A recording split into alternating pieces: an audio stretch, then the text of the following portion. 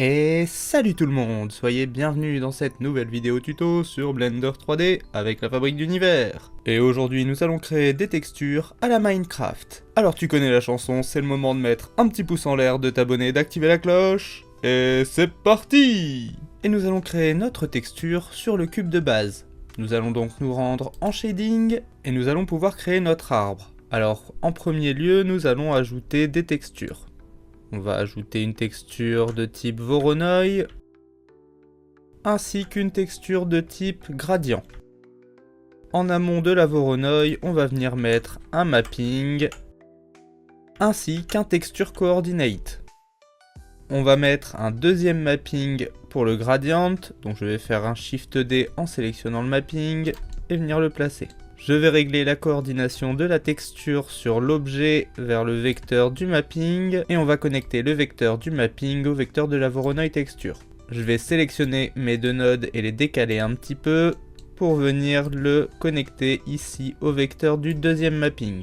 Et nous allons connecter ce vecteur au gradient. La Voronoi texture va nous servir à faire les carrés caractéristiques des textures de Minecraft. Et le gradient va nous permettre de créer des filtres qui vont nous permettre de passer d'une couleur à une autre. Maintenant on va régler notre Voronoi texture. Pour l'instant je vais la connecter par la couleur à la couleur de ma base color. On voit qu'on obtient quelque chose de multicolore et surtout de pas très organisé. Nous on veut bien des carrés. Donc pour ça on va réduire la randomness à 0. Je vais passer la texture de 3D à 4D. Et nous allons ajouter des nodes de type Color Ramp. Il va m'en falloir 5 au total, 2 pour le gradient de texture et 3 pour la Voronoi texture. Afin de mixer tout ça, nous aurons besoin également de 2 mix color. Je vais faire Shift A et aller chercher des mix color. Et dans la mesure où on aura 2 filtres ici, on va avoir besoin d'un deuxième mix color. Maintenant, on va connecter tout ça. Je vais connecter donc ici la color de la Voronoi à chacun des rampes du dessous. Je vais faire de même ici avec la color du gradient de texture sur ces deux-là. Ce gradient de texture va nous servir de filtre sur le premier mix color. On va donc le connecter au facteur du mix color. Et avec le deuxième, on va faire la même chose pour le deuxième mix color. Ensuite, on va se retrouver avec les rampes qui vont nous servir à gérer les couleurs. Donc ce ramp va être connecté à la couleur A du premier mix color, celui-ci à la couleur B.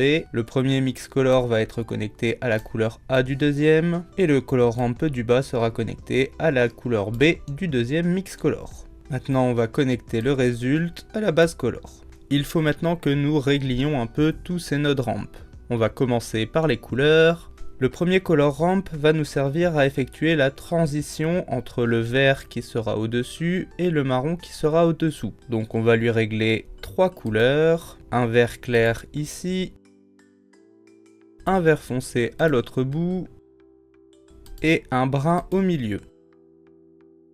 Et là on peut constater que le gradient ne se fait pas dans le bon sens. Nous on veut que ça se fasse sur la hauteur et là ça se fait sur le côté. On va donc aller effectuer un petit réglage sur le mapping du gradient de texture. On va lui faire effectuer une rotation à -90 sur Y.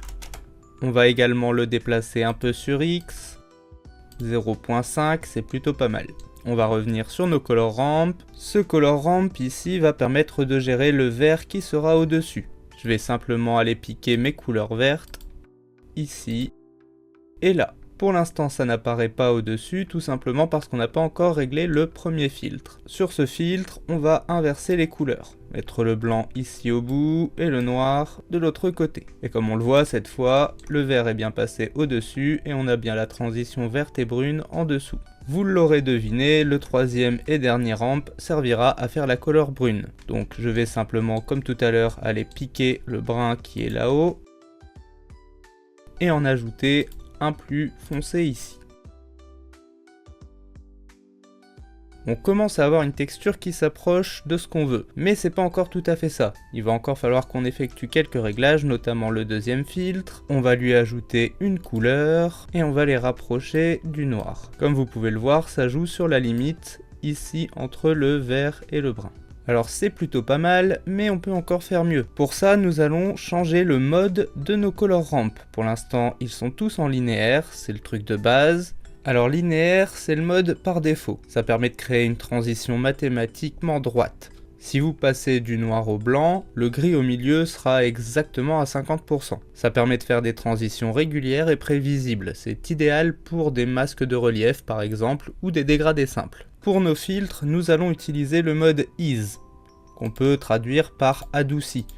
C'est un mode qui ressemble beaucoup au mode linéaire, mais il a une courbe plutôt en S. La transition commence lentement, s'accélère au milieu et ralentit à la fin. Ça va permettre de donner un aspect un peu plus organique et naturel, parce qu'il évite notamment les changements de direction trop brusques entre les couleurs. C'est plutôt très utile pour avoir des jolis reflets doux ou des dégradés. Ensuite, pour nos couleurs, nous allons changer uniquement le mode du Color Ramp Tricolor. On va le passer en constante. Ce mode est le plus radical de Blender.